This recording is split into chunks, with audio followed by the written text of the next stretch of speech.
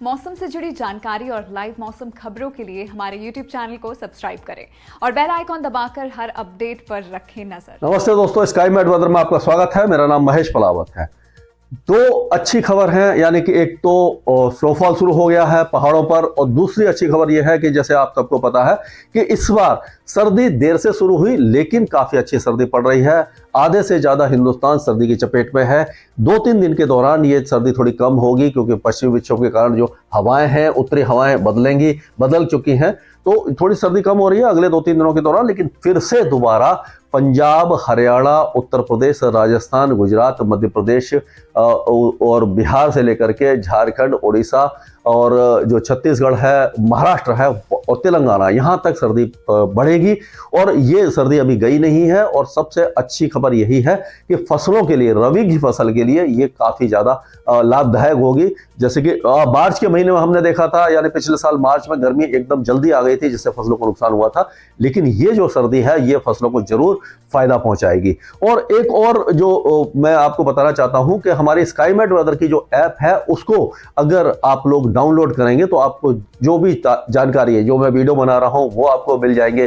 जो आर्टिकल्स हम लिखते हैं, यानी कि किस इलाके में किस तरह का मौसम होने वाला है, कहां बारिश होने वाली है, कहां पाला गिरने वाला है, कहां घना कोहरा छाएगा, कहां तापमान बढ़ेंगे, ये सारी जो खबरें हैं वो हम हमारी वेबसाइट पर लगातार अपडेट करते रहते हैं।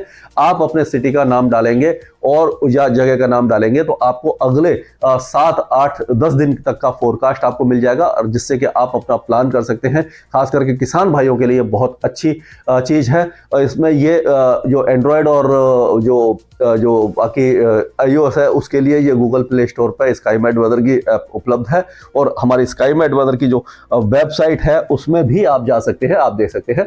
यहाँ पर ये यानी कि सैटेलाइट पिक्चर भी है, आर्टिकल्स भी है, वीडियोस भी हैं, सारी चीजें हैं। इसमें लाइटनिंग वगैरह भी आपको दिखेगी, सैटेलाइट दिखेगी और एयर पॉल्यूशन दिखेगा। सब चीज आपको इसमें दिख जाएगी। आप इसको डाउनलोड कर लीजिए, और जितनी ज्यादा मात्रा में आप लोग डाउनलोड करेंगे, इसमें जो सुधार हैं, आपके जो भी सुधार के जो सुझाव होंगे, उसको हम इम्प्लीमेंट करेंगे। और इसमें जो चेंजेस आप कराना चाहेंगे और जो ज्यादा लोग बताएंगे, उसको हम चेंज करेंगे, जिससे हमारी ऐप और ज्यादा सुविधाजनक हो जाए और लोगों के लिए काफी फायदेमंद हो। तो ये जो वेदर है, मैं जो बता रहा था आपको कि अब वो उत्तर भारत में जो बारिश है और जो स्नोफॉल है, खास करके स्नोफॉल ज्यादा होने वाला है।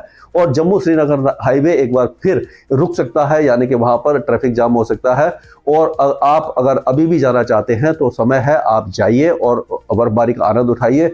कुल्लू, मनाली, धर्मशाला से लेकर के जो शिमला, कुफरी तक स्नोफॉल हो सकता है। श्रीनगर, पहलगांव और गुलमर्ग और क्वाजीकुंड, ये सारे इलाके हैं। रोहतांग पास वगैरह है, मुक्तेश्वर है, केदारनाथ, बद्रीनाथ, गंगोत्री, हेमकुंड साहब, यानी कि उत्तरकाशी वगैरह, चंबा वगैरह, कई इलाकों में स्नोफॉल होने की संभावना हमें नजर आ रही है। लेह लद्दाख में भी बहुत अच्छा स्नोफॉल हो सकता है। ये 13 और 14 तारीख तक रहेगा। 14 तारीख में इंटेंसिटी कम हो जाएगी, उसके बाद धीरे धीरे मौसम साफ हो जाएगा। अगला जो वेस्टर्न डिस्टर्बेंस है, वो फिर 18-19 तारीख के आसपास आएगा, लेकिन उसमें थोड़ा सा गैप है। और ये जो दो वेस्टर्न डिस्टर्बेंस में गैप हो जाता है, यानी कि 13 तारीख के बाद से लेकर के 18-19 तारीख के बीच में 2-3 दिन का जो गैप होगा, उस दौरान जो ठंडी हवाएं चलेंगी, वो फिर से तापमान को गिराएंगी।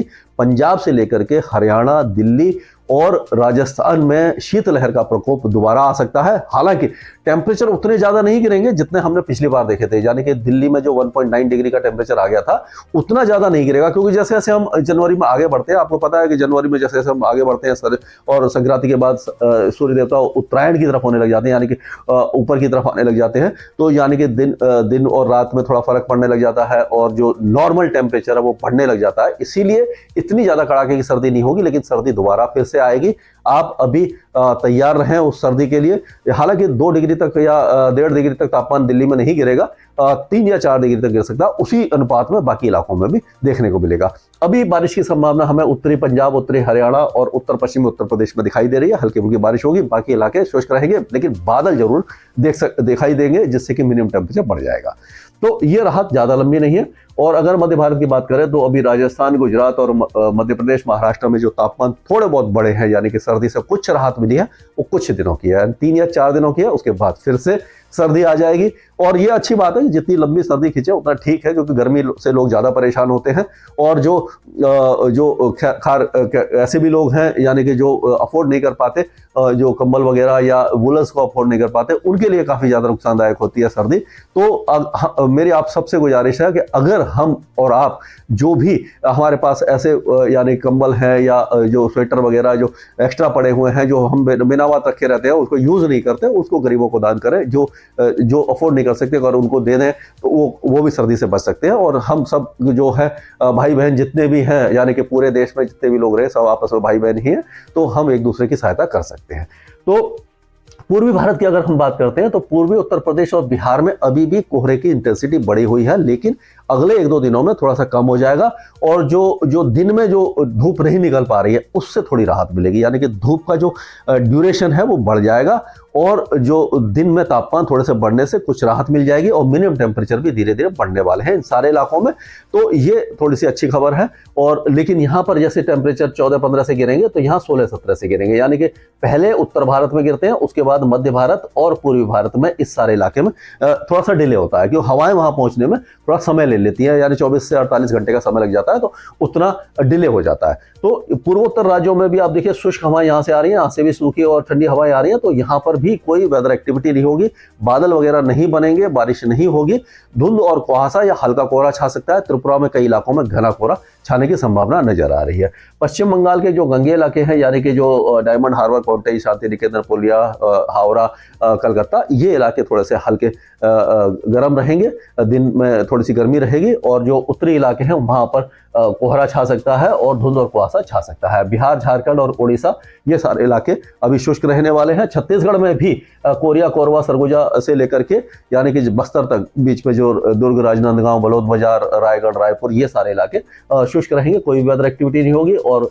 मध्य प्रदेश में ग्वालियर से लेकर के उज्जैन, नीमच, धार, खांडवा, खरगोन, रतलाम, भोपाल, इंदौर से लेकर के सीधी सतना, सिंगरौली, पन्ना, ये जो इलाके हैं, और जबलपुर, कटनी, मांडला, होशंगाबाद, छिंदवाड़ा वगैरह, ये सारे इलाके यानी कि जो थोड़ा सा टेम्परेचर बढ़ाव देखेंगे और जो दिन है वो थोड़ा सा धूप में बना रहेगा, यानी धूप अच्छी खिलती रहेगी। और उसी तरह गुजरात और महाराष्ट्र में भी कोई वेदर एक्टिविटी हमें दिखाई नहीं दे रही है।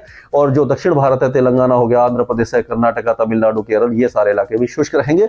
और 3-4 दिनों के बाद यहाँ पर एक बार फिर सर्दी बढ़ेगी, यानी कि 15-16-17 के तारीख के आसपास तेलंगाना, रायलसीमा और तमिलनाडु के साथ साथ उत्तरी कर्नाटका में तापमान नीचे की तरफ आएंगे, गिरेंगे और सर्दी एक बार फिर अपना यहाँ पर रूप दिखा सकती है। मौसम शुष्क रहेगा, लक्षद्वीप में भी कोई वेदर एक्टिविटी नहीं रहेगी और अंडमान और निकोबार द्वीप समूह के जो दक्षिणी द्वीप है वहां पर हल्की बारिश की संभावना हमें नजर आ रही है। तो काफी दिनों के बाद स्नोफॉल हो रहा है, जाइए और आनंद उठाइए। स्काईमेट वेदर में अभी के लिए इतना ही। मौसम से जुड़ी जानकारी और लाइव मौसम खबरों के लिए हमारे YouTube चैनल को सब्सक्राइब करें और बेल आइकॉन दबाकर हर अपडेट पर रखें नजर।